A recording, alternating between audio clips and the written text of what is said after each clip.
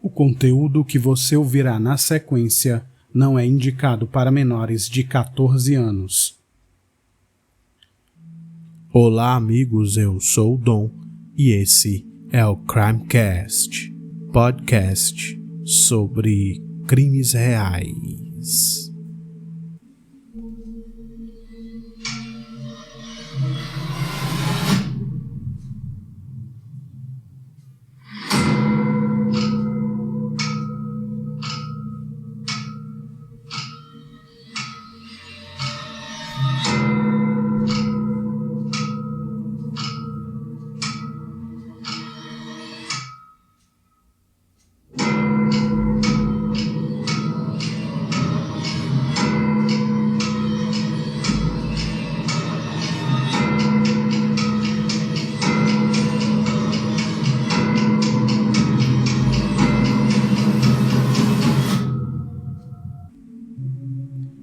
Se você está ouvindo o Crimecast pela primeira vez, eu te agradeço pelo play e muito obrigado por ouvir o nosso podcast. Nós vamos hoje para o episódio de número 78, mas antes, quero pedir a você para seguir o Instagram do Crimecast, que é o Crimecast_podcast. O link que o levará direto para o perfil do Instagram estará na descrição desse episódio. É isso, amigos, mais um episódio aqui no Crimecast e hoje nós vamos para o episódio 78, um caso bem chocante, e a gente vai para a primeira parte desse episódio hoje e eu vou começar a contar o caso Garrett Phillips.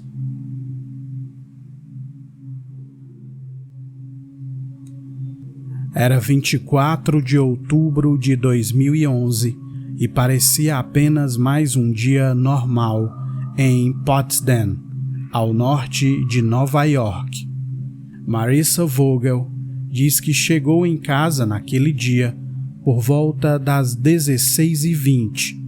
Ela morava ao lado da casa onde o garoto Garrett Phillips residia com a mãe e o irmão menor. Marissa lembra que ao chegar em casa, Sean, seu namorado, tinha começado a preparar o jantar. Sean diz que levou cerca de 30 minutos para cozinhar e então serviu o jantar por volta das 17 horas. Marissa lembra que os dois pegaram seus pratos e foram comer no quarto, pois queriam assistir a uma série enquanto jantavam. E Marissa se recorda que eles gostavam muito da série Dexter. E aí a gente tem o relato de uma outra moradora que também residia ali na mesma rua, muito próximo da casa do Garrett. Shannon Harris diz que se lembra que por volta das 17 horas daquele dia estava do lado de fora de casa com o namorado Andrew. Ela diz que os dois estavam trocando o pneu do carro dele e que ele estava embaixo do carro usando o macaco para erguer o veículo. Shannon diz que em determinado momento passou a ouvir alguns sons que ela não conseguiu identificar o que era naquela hora. Shannon então olhou para a janela de uma casa de onde parecia que os sons estavam vindo, mas diz que não conseguiu ver nada. E aí a gente volta para o relato da Marissa, que era a vizinha do Garrett. Marissa diz que após alguns minutos no quarto, terminaram de jantar e ficaram prestando atenção apenas na TV enquanto assistiam. Ela lembra que após algum tempo, passaram a ouvir um som de correria e logo em seguida, um estrondo. Sean se recorda que após esse estrondo, tudo ficou em silêncio e então, alguns segundos depois, ouviram um gemido de alguém pedindo socorro e mais um som que, segundo Sean, parecia ser de ai ou não. Marissa diz que era uma voz de criança, mas que ela parecia estar com muito medo e lembra que dava para entender que ela pedia socorro. Marissa afirma que nunca vai esquecer daquilo. Sean diz que era impossível ouvir aquilo e apenas ignorar. Então, eles vão até o apartamento vizinho e batem à porta. Marissa diz que ao bater na porta, ouviu um som completamente inexplicável do outro lado e logo depois ouviu uma espécie de clique. Após ouvir aquilo, Marissa diz que ficou com a nítida impressão de que era o barulho de uma porta sendo trancada. Foi então que Marissa Vogel resolveu ligar para a polícia. A ligação foi registrada às 17h08. E aí eu vou ler a íntegra aqui do que foi falado, quando ela telefonou para o 911. Abre aspas. Oi, me chamo Marissa Vogel e ouvi uma coisa. Não sei se fiz bem em ligar. Acho que ouvi gritos de não e socorro algumas vezes. Aí bati na porta ao lado e ouvi um barulho de tranca. Sei que parece paranoia, mas quis ligar caso... E aí ela deixa, esse final sem terminar. A atendente pergunta então onde Marissa mora e ela responde que mora na rua Market, no número 100, nos apartamentos North Country Manor. Marissa explica que foi como se algo tivesse caído e aí ouviu não ou socorro e diz que achou aquilo estranho. A atendente então diz que vai mandar alguém para verificar e a ligação é encerrada. Sean lembra que em poucos minutos um policial chegou no endereço e eles ouviram enquanto o agente subia as escadas e batia à porta do vizinho. Um policial chamado Wentworth chegou ao local às 17h14 e disse não ter ouvido barulho nenhum. Porém, ao bater à porta, escutou o que parecia ser alguém se mexendo atrás dela. Ao receber a informação de que ninguém abriu a porta, a central de polícia localizou o dono do prédio e entrou em contato com ele por telefone. Às 17h21, Rick Dumas, dono do imóvel, atendeu o telefone. Rick é informado que há um policial em frente ao apartamento de propriedade dele, mas que ninguém abriu a porta. O homem diz que estava levando os sobrinhos e sua esposa a um compromisso e que os deixaria lá e retornaria em seguida para o endereço com a chave do apartamento. Enquanto esperava o dono do imóvel chegar, o policial Wentworth bate à porta novamente com o cacetete. O relógio marcava 17h24 nesse momento. O agente solicitou que alguém abrisse a porta. Segundo o policial, ele ouviu novamente alguém se movendo dentro do apartamento. Eram 17h33 quando Rick Dumas chegou ao endereço e então destrancou a porta do apartamento. A atendente que havia falado com Marissa retorna a ligação a ela e informa que realmente há uma emergência no local. Ela pede que Marissa receba a equipe de resgate na entrada do prédio.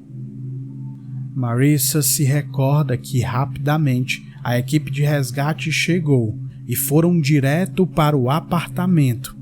Ela lembra que a porta da frente ficou aberta, então podia ouvir enquanto os socorristas falavam. Um dos socorristas diz que vai começar a reanimação e repassa a seguinte informação, abre aspas, homem com os 10 anos, inconsciente, sem pulso, não está respirando, é tudo o que sabemos, fecha aspas. No caso aqui, amigos, ele fala homem, né, para identificar que era uma pessoa do sexo masculino, mas se tratava, obviamente, de uma criança, né? Marissa diz que não tem ideia de quanto tempo eles ficaram ali, mas se lembra que foi algo bem tumultuado e que eles desciam e subiam as escadas do prédio várias vezes, até que finalmente subiram com uma maca e logo em seguida saíram do local com o garoto Garrett Phillips. Não havia mais ninguém na casa além de Garrett. A polícia descobre que a mãe do garoto é uma mulher chamada Tandy Cyrus, conhecida de alguns policiais pelo fato de que era ex-namorada do xerife. Foi então que decidiram entrar em contato com ele para que ajudasse a localizar a mãe do garoto. Tandy foi avisada antes que o xerife conseguisse falar com ela sobre o que havia ocorrido com seu filho, e quando já estava no caminho para o hospital, ela entrou em contato com ele, o xerife John Jones. O xerife lembra que recebeu um telefonema de Tandy às 18h08, informando que estava no hospital e pedindo para que ele fosse até lá. Brian Phillips, tio de Garrett, se recorda de quando recebeu a trágica notícia e lembra que estava nos fundos de casa quando ouviu alguém da família gritar e na mesma hora percebeu que havia algo errado. Patricia Phillips, a avó de Garrett, diz que após receber a notícia foi até o hospital. Chegando lá, ela e a mãe do garoto puderam entrar no quarto e Patricia diz que ele estava no respirador. A avó então pegou na mão dele, beijou sua testa e falou, abre aspas, vamos garoto, pela vovó, fecha aspas. Momentos depois, o coração de Garrett Phillips parou. O garoto de apenas 12 anos foi declarado morto às 19h18. Após a perícia, foi constatado que a causa da morte de Garrett foi estrangulamento e asfixia. A morte trágica do garoto deixou todos abalados e sem saber o que teria acontecido e quem teria feito aquilo a um menino de apenas 12 anos. Os avós paternos de Garrett sentem muito a perda, pois o garoto convivia bastante com eles. Nas primeiras semanas após a morte, Patricia, a avó do menino, ia ao túmulo do neto todos os dias pela manhã e dizia que tomava café na companhia dele. Garrett foi sepultado ao lado do pai, Robert Phillips Jr., que morreu de um aneurisma cerebral quando o menino tinha menos de 3 anos. Então, amigos, aqui ficou muito claro, né? Vizinhos ali começam a ouvir um barulho estranho por volta das 17 horas, né? Tem ali pelo menos 2 testemunhas que ouviram nitidamente esses barulhos e meio que alguém pedindo socorro, pedindo ajuda, né? Essa pessoa que morava ali do lado, achando muito estranho, chamou a polícia e os policiais, ao chegarem, a porta estava trancada por dentro, né, e tiveram que aguardar o dono do prédio chegar e ao entrarem perceberam esse garoto sozinho na casa, né, e já ali inconsciente, e o garoto não resiste. Na mesma noite, poucas horas depois, ali é declarada a morte dele, né?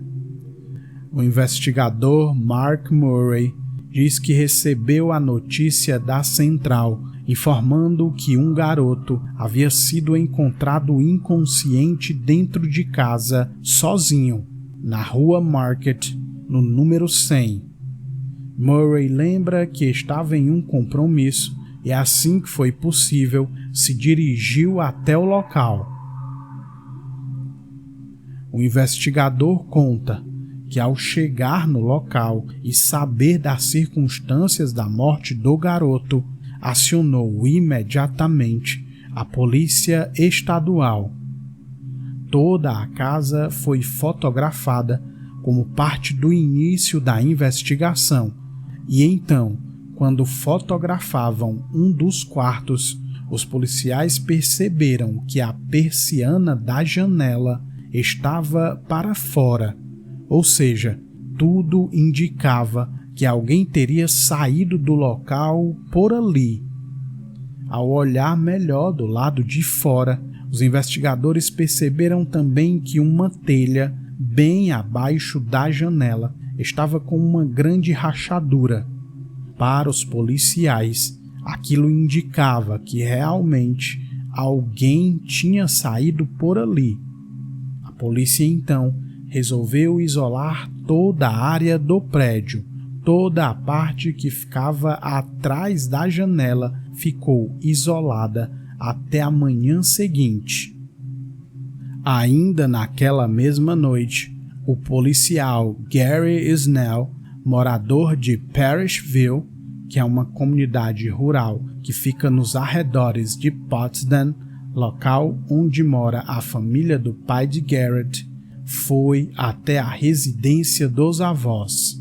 Snell conhecia os avós paternos do garoto e então foi prestar suas condolências enquanto tentava descobrir quem poderia ter feito aquilo com Garrett. A família logo indicou um suspeito em potencial, Nick Hillary, ex-namorado de Tandy, a mãe de Garrett. Então aqui a gente já tem duas pessoas dentro desse caso que já tinham tido algum relacionamento com a mãe do garoto. Era o xerife, o John Jones. Inclusive, ela, quando recebe a notícia, liga para ele, pedindo para ele comparecer para dar ali um suporte naquele momento. E eles descobrem esse outro ex-namorado, conhecido como Nick Hillary, e que a família logo indica como suspeita pelo ocorrido. Brian, o tio do menino, afirma que não tem dúvidas de que foi Nick Hillary quem matou o garoto e explica que o sobrinho nunca gostou de Nick. Um dos motivos é que, segundo Brian, Garrett às vezes ia mal na escola e por isso Nick o colocava de castigo, deixando-o no quarto o tempo todo durante dias, sem poder sair para brincar. Brian acredita que Nick exagerava nos castigos com o garoto. No dia seguinte à morte de Garrett, dia 25 de outubro, todos ficam chocados ao saberem do ocorrido e as escolas pedem que os policiais deem mais atenção na vigilância aos alunos e nos arredores dos colégios. Conforme o caso era investigado em sigilo pela polícia, alguns boatos começaram a correr no condado de Potsdam. A rádio North Country noticiou que não havia nenhuma novidade sobre a morte de Garrett Phillips até aquele momento, mas informou sobre boatos que davam conta de que o garoto de apenas 12 anos teria sido vítima de um ataque enquanto que um representante da delegacia de Potsdam não confirmou, mas também não negou essa informação. E aí, amigos, para vocês entenderem, a polícia ali, quando ela recebe o caso, obviamente ela não contava, né, não divulgava para ninguém o que estava sendo investigado, né, ali como início de investigação, e ela não dizia exatamente como o garoto tinha sido morto. Essas informações eram informações sigilosas que obviamente apenas a família ia ter acesso. Então as pessoas, quando souberam do ocorrido, elas começaram rumores de como talvez o garoto tivesse morrido, né? Os boatos começaram a se espalhar. O departamento de polícia do condado afirmou somente que havia uma entrevista coletiva marcada para as 10 horas da manhã. Sem informações do que havia ocorrido, algumas pessoas começaram a criar boatos sobre qual teria sido a circunstância da morte de Garrett. O jornalista W.T. Eckert, do jornal Watertown Daily Times, conta que um dos boatos era o de que o menino teria sido morto enquanto brincava com amigos em casa e que isso teria resultado na morte dele. De acordo com o jornalista, outra teoria ia além e afirmava que o grupo de amigos estaria brincando de um jogo chamado Knockout e que isso teria causado a morte acidental de Garrett.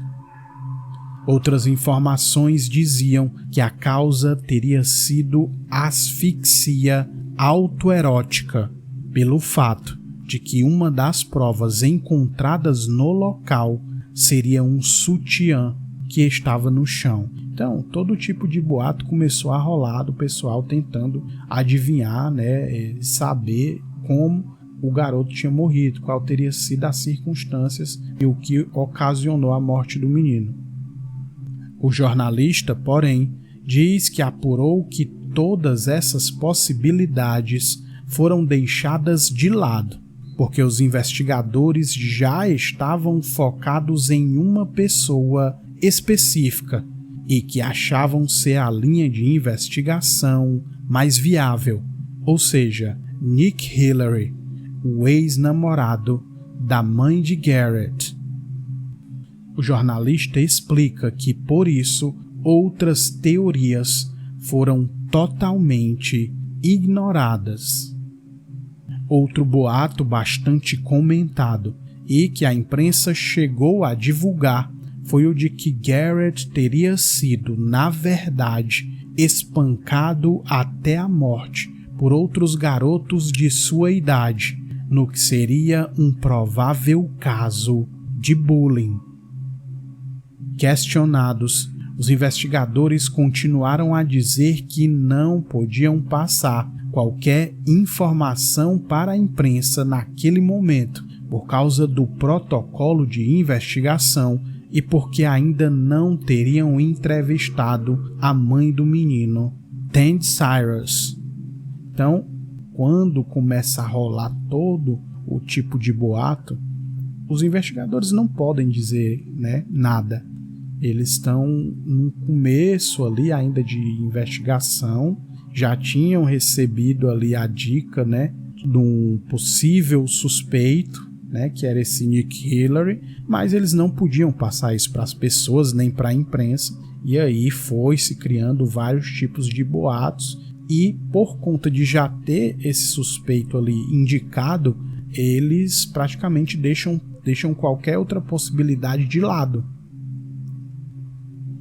Tandy foi chamada à polícia e chegou na delegacia acompanhada do xerife John Jones. Em 25 de outubro de 2011, às 8h38 da manhã, a mãe de Garrett deu seu depoimento formal aos investigadores.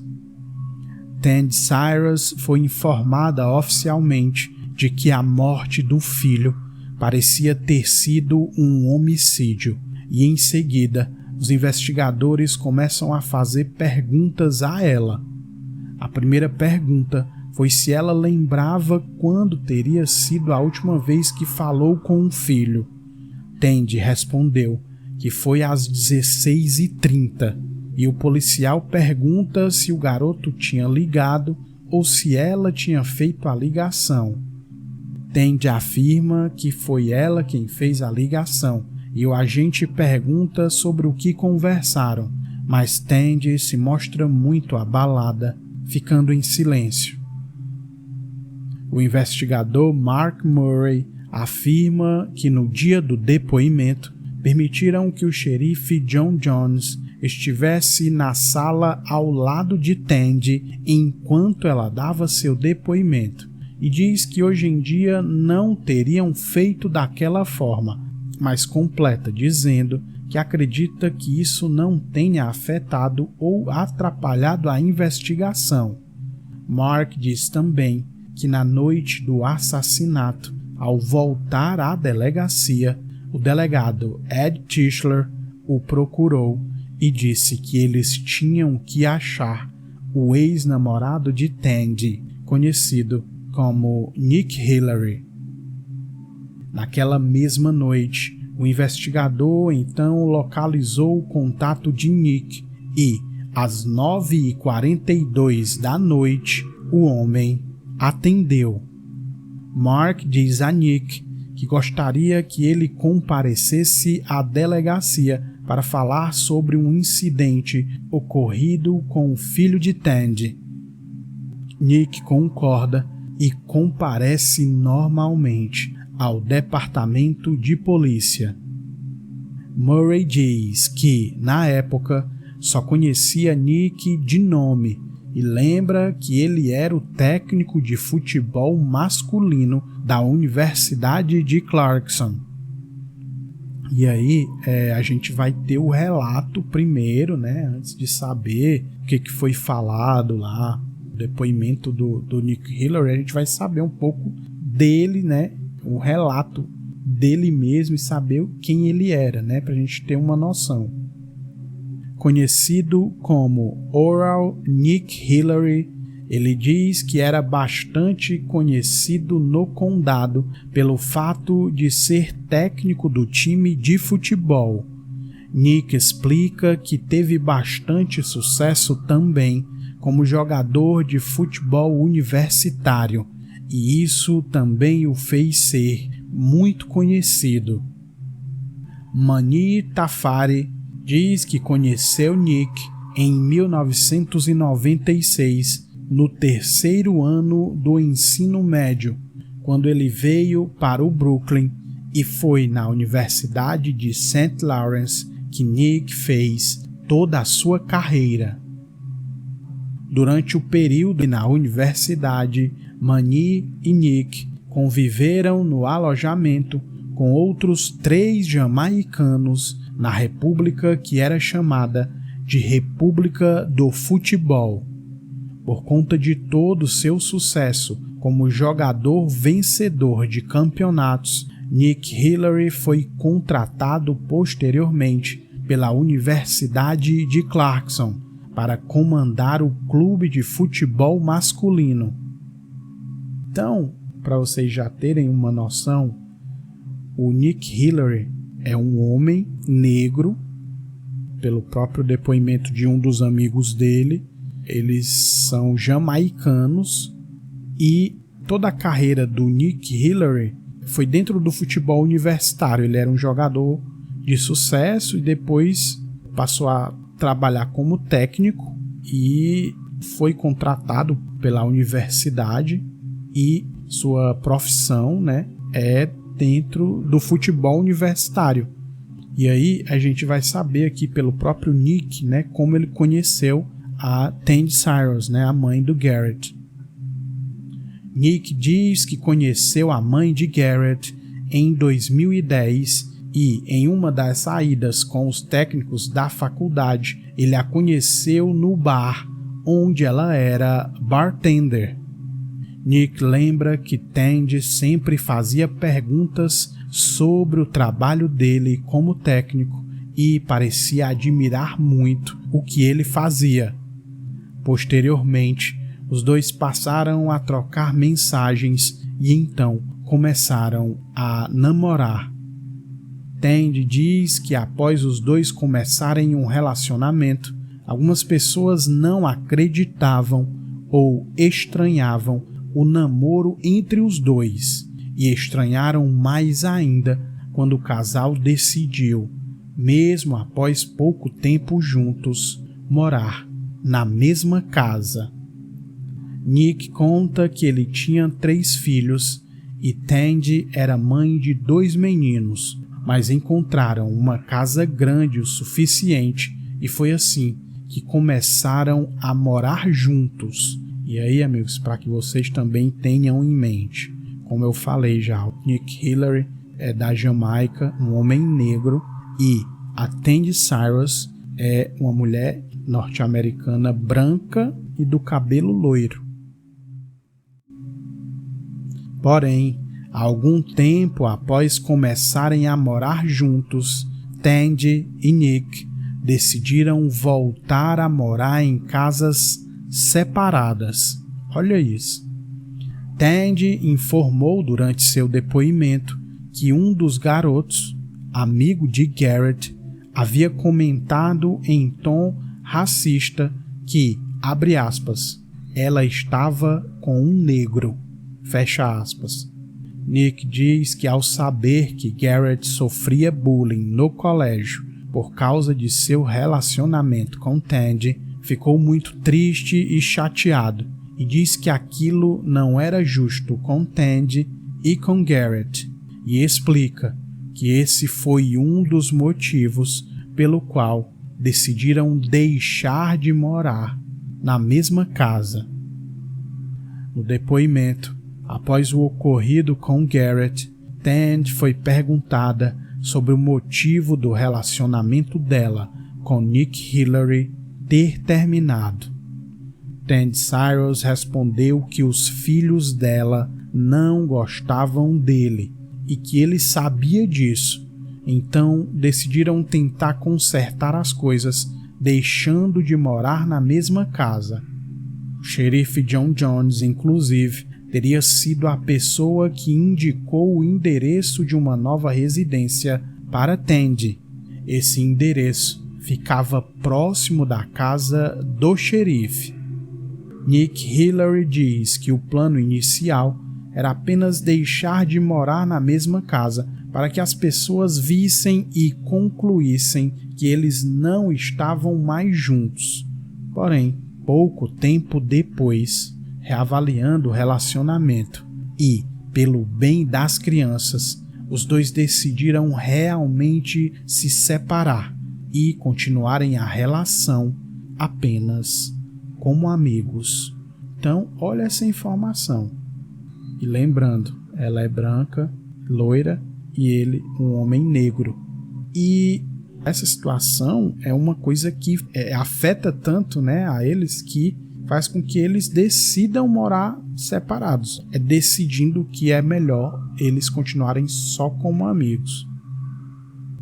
O investigador Mark Murray diz que Nick tinha sido o último ex de Tandy e, pelo que apuraram, Garrett teve uma certa influência no término dos dois, ou seja, aquilo levantou uma suspeita para a polícia sobre Nick Hillary.